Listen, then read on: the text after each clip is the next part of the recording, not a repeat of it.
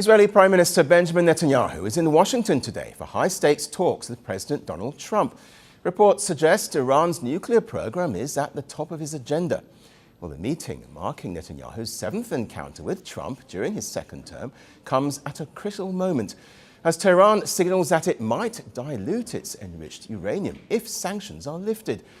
On Tuesday, Netanyahu also held talks in Washington with US Special Envoy Steve Witkoff and Jared Kushner, Trump's son-in-law. The three discussed key regional developments and reviewed the outcome of the indirect talks held with Iran in Oman last Friday. But when it comes to Iran, Israel is pressing for a much broader agreement. Israel believes that a limited deal focused only on nuclear issues would leave major security threats unaddressed in the region.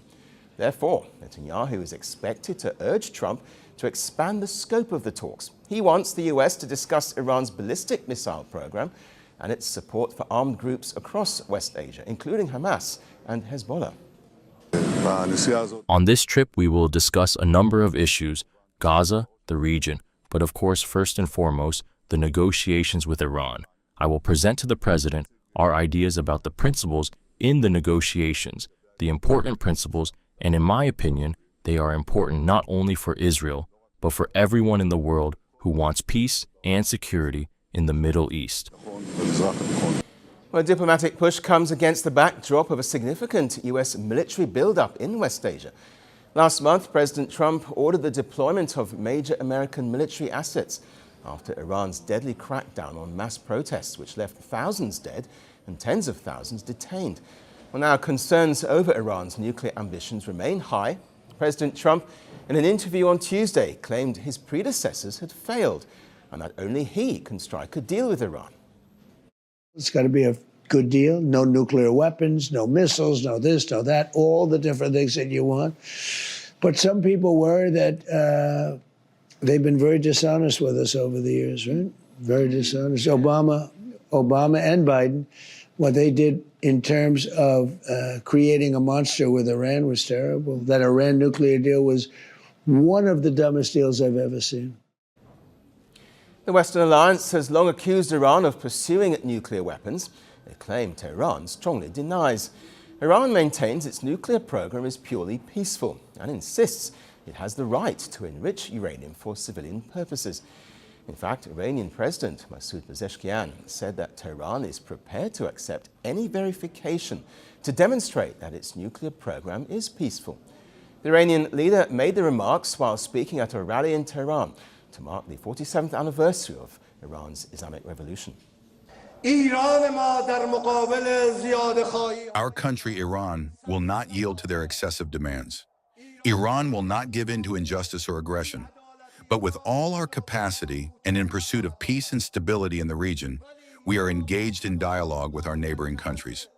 The problems of the region can be solved by those who live in the region.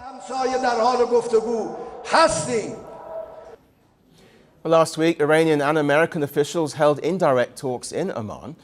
Both sides said further meetings are expected soon. However, reports say Iran made it clear it will not give up its right to enrich uranium, a core demand from Tehran that has long blocked progress. International reaction to the renewed diplomatic push has been cautious but hopeful. The United Nations says it's looking for a reduction in regional tensions as the talks continue. Our focus is on seeing the tensions in the region lower, and we hope that the discussions between the United States and the Islamic Republic of Iran will lead to exactly that. Reactions have also emerged from Australia, where Israeli President Isaac Herzog, on a visit there, said he hopes the talks between Netanyahu and Trump will help counter what he described as Iran's empire of evil. Netanyahu's White House visit also carries major political significance back home. Israel is heading towards elections later this year, with the Prime Minister seeking to project strong leadership and his close ties with Trump as he battles his own domestic difficulties. All this is unfolding at a time when West Asia is undergoing a major churn and with power dynamics shifting and the regional balance being redefined. Iran's future now stands at a dangerous crossroads. Well, for more on this, we're joined now by the former director of Israeli National Security Council, Burrell from Tel Aviv. Welcome to the programme. Let me ask you first, if I may. I mean, whatever Benjamin Netanyahu says to the president, how likely is it that Donald Trump will just do whatever the prime minister wants? I don't think it's particularly likely that Donald Trump will do anything anybody wants. I think it's been established that Donald Trump likes to make ultimately his own decisions. So I don't think that is the dynamic that is about to happen. I think it is the effort of the Prime Minister of Israel to convey very strongly Israeli concerns and really Middle Eastern concerns about various aspects of Iranian policy and behavior, as you very thoroughly mentioned, the nuclear, the ballistic, and obviously the proxy issue, and to put down what Israeli perspective is about the parameters that would be acceptable for a deal. But once again, these are discussions between close allies. Ultimately, the United States is going to decide, and specifically Donald Trump, whether they head towards military action or they head to a diplomatic solution. But of course, a lot also hangs in the hands of the Islamic regime of Iran in terms of how much they're actually willing to compromise on what in the past seemed to be a pretty intransigent position.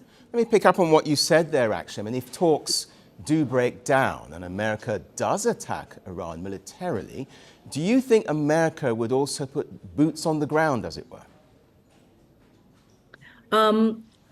Of course, the preference of the President of the United States of America and of a lot of people who are surrounding him is not to do so and to really utilize American military advantage in other ways. And so I think initially, certainly, that would not necessarily be a first preference. It could happen in very specific direct operations, but not in a big invasion as we saw in Iran or, I'm sorry, in Iraq or in Afghanistan. However, we have to keep in mind, if we're talking about a war and an escalation and Iranian responses against, for example, American aircraft carriers and other American assets in the area, then war has its own dynamic and it could certainly happen. We certainly see that the United States forces are prepared for that. Will they choose that route? I doubt it. Donald Trump is very much a transactional president, as it were. So what would Israel be able to offer Trump to agree to Netanyahu's demands? Well, I think it's more of a discussion at this point between allies. I think if Donald Trump is headed towards an agreement, certainly the parameters on the nuclear level need to be known and asserted. And I don't think they're really that different than the US parameters. So over there, I think there's not a big difference of opinion between the United States and Israel and what needs to be achieved.